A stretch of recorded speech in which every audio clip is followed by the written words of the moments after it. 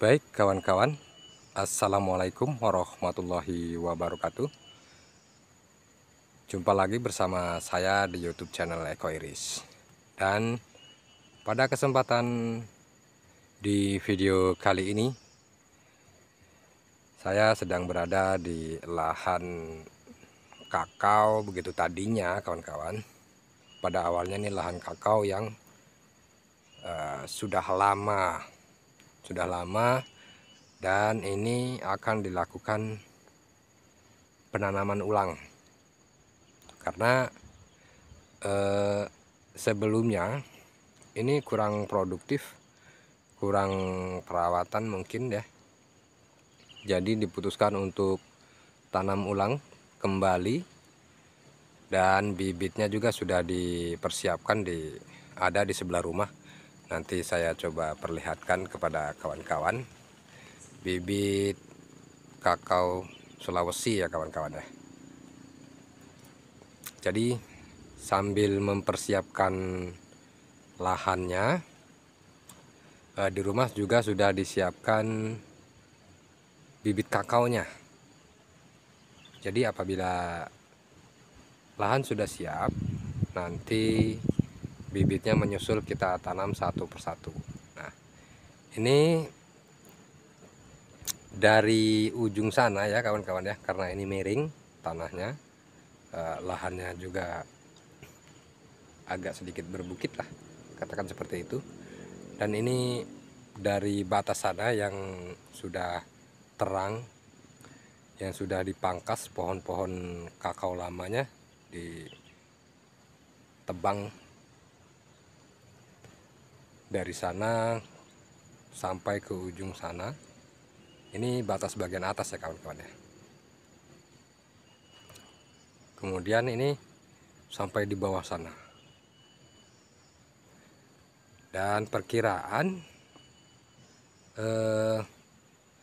lahan ini yang dipersiapkan untuk tanaman kakao ini nantinya bisa menampung 400 pohon lah nantinya.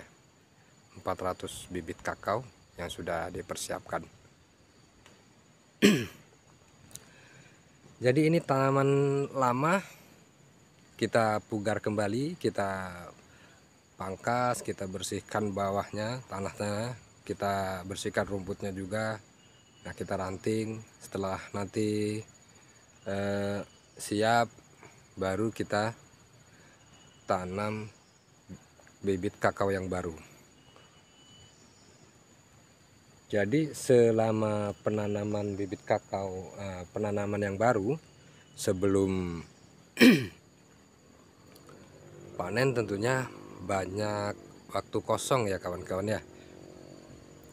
Lahannya bisa dibilang ya dimanfaatkan untuk tanaman palawija nantinya.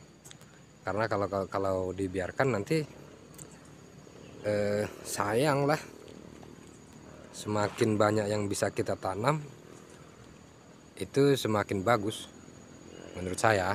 Karena nanti kalau memang nanti di lahan ini di samping di palawija terlebih dahulu, baik itu tanam cabai atau tanam tomat, tanam apapun, tanam sayuran yang kira-kira periodik, tidak terlalu lama panennya, nanti akan ditanam di lahan ini sambil menunggu tanaman kakaonya tumbuh besar, nanti kan bisa berbuah. Nah, sebelum semua itu sampai pada waktunya, nanti lahannya kita tanami palawija dulu. Mantap banget kawan-kawan.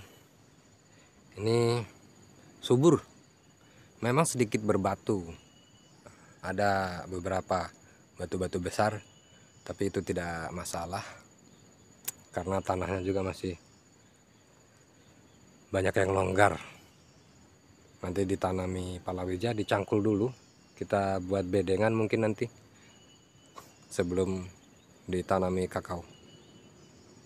Pertanyaannya, saya sendiri sih kadang-kadang berpikir, tahun 2024 baru tanam kakao. Jadi kapan panennya kawan-kawan ya? Tapi lagi-lagi itu tidak masalah, karena sebagai petani harus tetap semangat bercocok tanam ya. Tanam-tanam apa yang bisa menghasilkan itu ditanam untuk ya kebutuhan, tentunya untuk pemenuhan kebutuhan kita, nafkah keluarga, mencukupi nafkah keluarga begitu. Dan ini ada beberapa pohon cengkeh juga yang sudah mulai tumbuh lah, sudah mulai tinggi. Dia antaranya ada 1,5 meter mungkin kalau dari pangkal pohonnya, cengkehnya ini. Jadi tahun 2024 baru saja mau tanam kakao. Kapan panennya itu berulang kali ya terbersit di dalam hati ya, di pikiran saya. Cuman kalau terkunci, pikiran kita terkunci di hanya sekedar kapan panen, baru tanam, kapan panen begitu, tidak baik juga lah. Daripada lama berpikir, lebih baik aksi gitu kawan-kawan. Jadi lahan sudah dipersiapkan, bibit sudah dipersiapkan, nanti bisa ditanam di sini. Karena menurut saya semakin tahun kakao ini semakin menarik begitu, baik dari segi trendingnya ya, harganya secara nasional maupun lokal. Ini kakao sudah mendunia begitu kawan-kawan. Jadi tidak masalah ya, bagi kawan-kawan yang baru mau mulai juga boleh. Tetap bagus, tetap baik daripada lahan yang kawan-kawan miliki itu kosong, hanya ditumbuhi rumput liar. Lebih baik ditanami ya apa saja, tidak hanya kakao, tanami apa saja yang menghasilkan begitu, baik itu tanaman tahunan ataupun yang periodik semacam sayuran begitu, yang 3 bulan bisa panen. Lada, cengkeh, pisang itu bisa sih, karena tujuan kita untuk bertani untuk memenuhi kebutuhan keluarga begitu. Bayangkan kalau pada tahun ini saja saya bilang cukup menghebohkan ya harga kakao yang terjadi pada tahun ini. Lonjakannya yang biasanya pada tahun-tahun terdahulu itu 1 kilo basah itu sekitar Rp7.000, Rp10.000, bahkan paling tinggi Rp15.000. Pada saat ini kemarin, tapi pada waktu musim, pada waktu panen beberapa bulan yang lalu itu mencapai Rp20.000 kawan-kawan. Itu yang basah.